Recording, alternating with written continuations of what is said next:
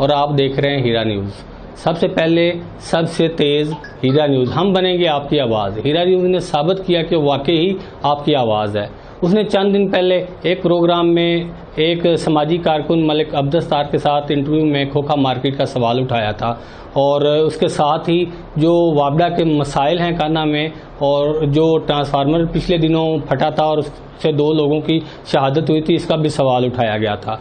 इन दोनों सवालों की गूंज आपको असम्बली में भी नज़र आएगी।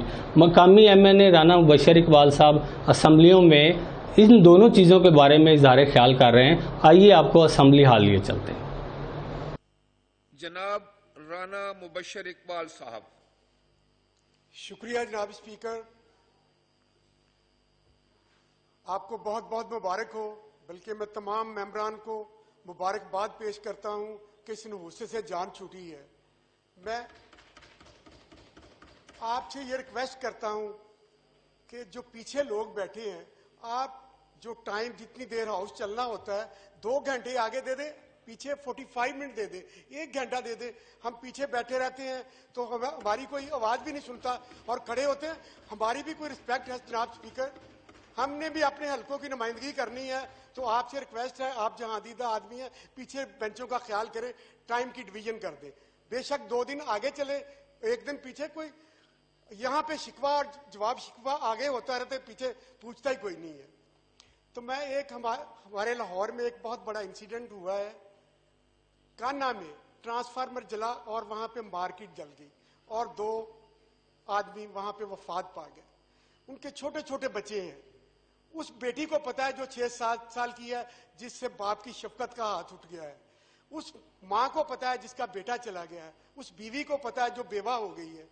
तो मेरी ये आपसे रिक्वेस्ट है कि इस पे इंक्वायरी कमेटी बनाई जाए। 2 बंदे उधर मर गए हैं, ना चीफ एग्जेक्टिव को पता है, ना एससी को पता है, ना एक्सिन को पता है, ना किसी एसडीओ को पता है, और वहां पे मातम, सफे मातम बिछा हुआ है। और सबसे बड़ी बात, ये मौजूदा प्राइम मिनिस्टर का हल्का है, और इतनी गफलत वापडा वालों की कि वहां पर किसी ने जाके किसी के आंसू भी नहीं साफ किए। तो अगर ऐसे ही होता रहा तो फिर ये काम नहीं चलेगा। मैं कहता हूं ऐसे लोग जो गफलत बरतते हैं उनको दोबारा नौकरी में नहीं आना चाहिए। वो ठंडे एयर कंडीशन कमरों में खुद तो बैठे रहते हैं, लेकिन लोगों की जिंदगियां बर्बाद, लोगों के खानदान तबाह, तो उनका कौन फरसाने हाल होगा।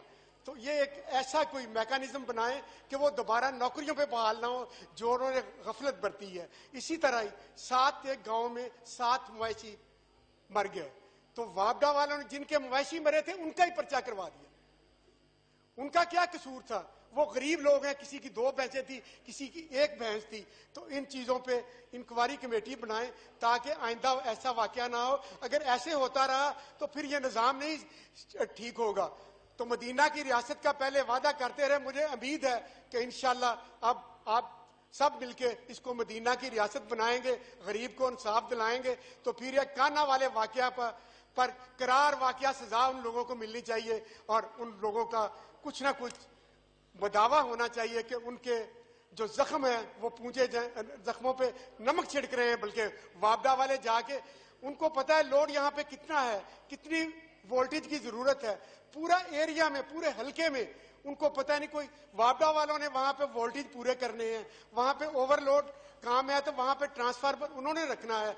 ये किसी का नहीं। हम तो अवामी नुमाइंदे उनकी ड्यूटी दे रहे हैं, और डिपार्टमेंट के अफसरान को फिर भी तकलीफ होती है कि हमारे मुतल्लक उधर जाके हम इधर चीखो पुकार करेंगे, लेकिन इसका मदावा आपने करना है।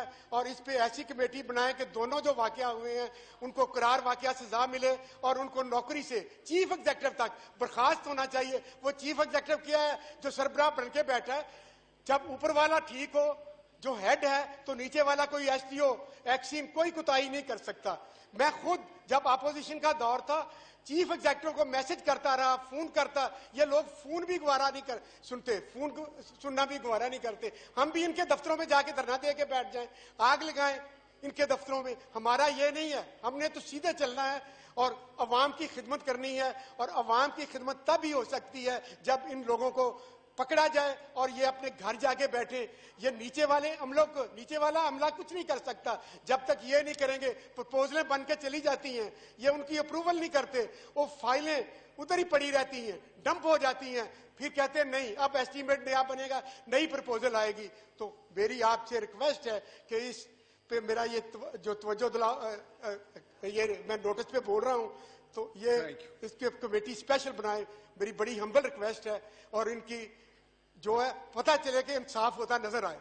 आपका पॉइंट आ गया राणा साहब। शुक्रिया। शुक्रिया। और वहां पे